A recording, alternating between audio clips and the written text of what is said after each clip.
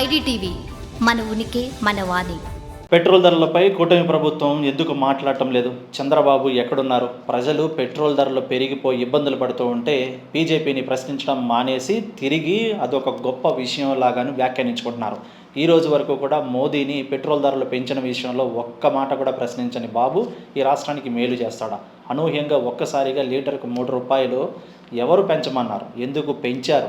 దేశం ఆర్థికంగా బాలేదన్న సంగతి మీకు ముందే తెలిసినా ప్రజలను మభ్యపెట్టడానికి, మోసం చేయడానికే మీ కూటమి ప్రభుత్వం ఉంది అంటూ కూడాను మోదీతో కలిసి చంద్రబాబు కూడాను మోసపూరిత రాజకీయాలు చేస్తున్నారు. ఒక పక్క పెట్రోల్ ధరలు పెరిగి, నిత్యావసర వస్తువుల ధరలు పెరిగి ప్రజలు ఇబ్బంది పడుతూ ఉంటే, మరోపక్క అమరావతి పేరుతో ఇంకా నిలువు దోపిడీ చేస్తూ ప్రజలను మోసం చేస్తూ అక్కరుసు రాజకీయాలు, మోసపూరిత రాజకీయాలు, కక్షపూరిత రాజకీయాలు ఎవరైనా ప్రశ్నిస్తే అది వైసీపీ నేతనా కాదా, లేకపోతే ప్రజల ఎవరైనా సరే ముందు జైల్లో పెట్టి తప్పుడు కేసులు పెట్టాల్సిందే. ఇది రాష్ట్రంలో జరుగుతున్న ప్రస్తుత పరిస్థితి.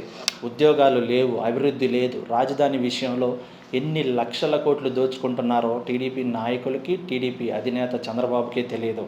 ఒకప్పుడు వేసిన అంచనాలు ఇప్పుడు ఎందుకు మారాయి? ఎంతెంత కోట్లు ఖర్చు పెట్టి భవనాలు ఎందుకు కట్టాల్సి వస్తోంది? ఒకప్పుడు ఇదే సెక్రటరేటు, లేకపోతే హైకోర్టు, అసెంబ్లీలకు అయ్యే ఖర్చు డిపిఆర్ఓ అని ఇచ్చిన ఇదే ప్రభుత్వము ఇప్పుడు వాటిని రెండింతలు మూడింతలు ఎందుకు పెంచింది? వీటన్నిటికీ కూడా సమాధానం లేదు. అడిగితే మాత్రం అమరావతికి, రాష్ట్ర రాజధానికి వ్యతిరేకం అంటూ కూడాను నిప్పులు జరుగుతూ ఉంటారు అంటూ తీవ్రమైన వ్యాఖ్యలు చేశారు. ఇక ఈరోజు ప్రెస్ మీట్లో చంద్రబాబు టీడీపీ ప్రభుత్వం మీద ఒక నిప్పులు చెరిగినట్టుగా కూడా వైఎస్ జగన్ మండిపడ్డారు.